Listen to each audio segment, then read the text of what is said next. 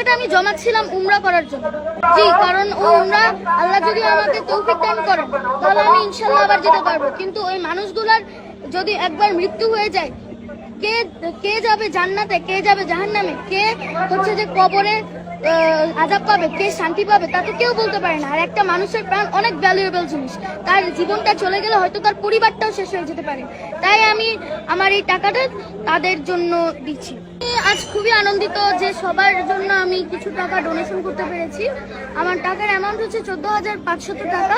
এই অল্প টাকা, এটাই যত টাকাই হোক না কেন, অন্তত আমি এই টাকাটা দিতে পেরেছি যে, এবং তারা যাতে, এবং যারা দুর্গত রয়েছেন তারা অন্তত যে এই টাকা দিয়ে অন্তত কিছু জিনিস তো কিনতে পারবেন, কিংবা ওই টাকাটা দিয়ে অন্তত কিছু হেল্প তো তারা পাবেন, সেই জন্য আমি খুবই আনন্দিত।